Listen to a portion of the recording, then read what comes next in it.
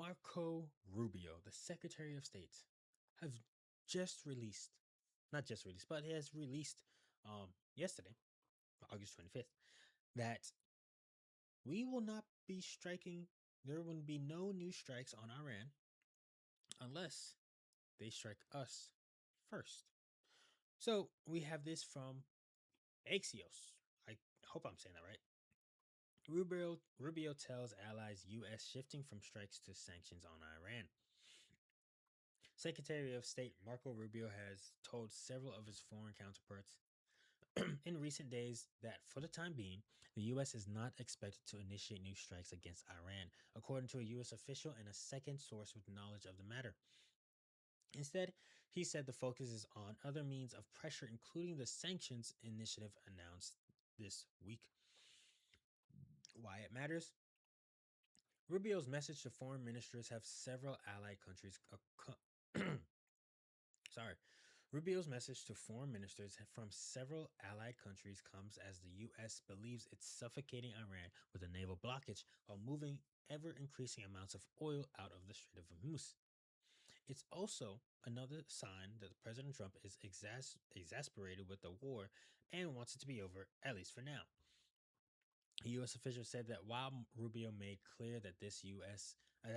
isn't planning a return to major combat operations, he didn't rule out strikes if Iran attacks first. Another U.S. official said that the clearing of mines from the Strait of Hormuz by the U.S. Navy is a watershed moment in the war, largely neutralizing one of Iran's main sources of leverage. Behind the scenes, the sources said Rubio outlined the Trump administration's current Iran policy in phone calls with several of its counterparts, avoiding military action against Iran for the time being, increasing economic pressure on Iran through the U.S. naval blockage and the new Treasury Department sanctions push, transporting as much oil as possible through the strait into global energy markets. A second U.S. official said that this is expected to be the policy at least until after the midterm elections, when a new military campaign could again be on the table. The state of the play, U.S. officials say the clearing of mines from most of the Strait of Hormuz, coupled with the fact that more and more tankers have been moving through the southern lane of the strait in recent weeks, significantly reduces Iran's leverage over global energy markets.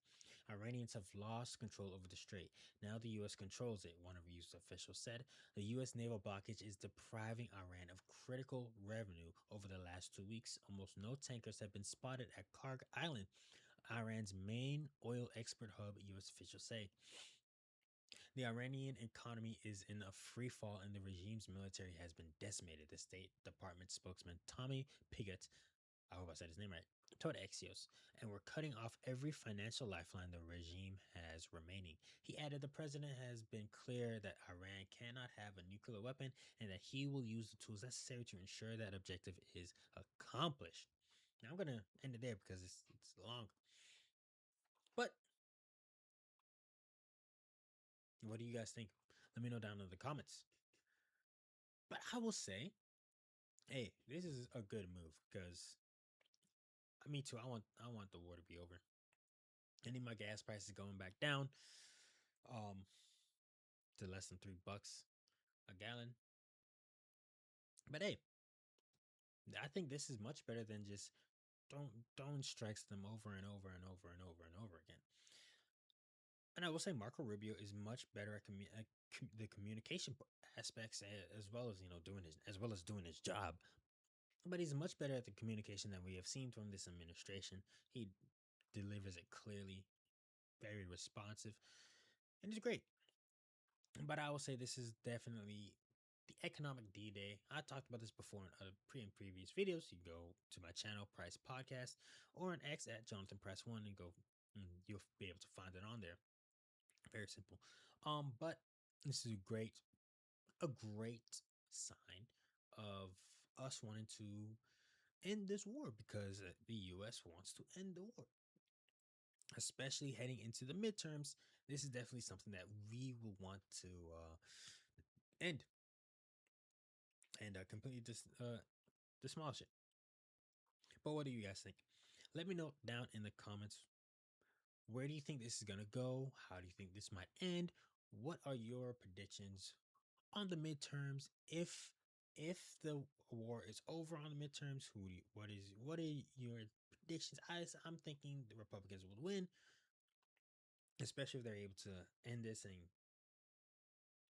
do a lot of other stuff. But let me know what you guys think down in the comments.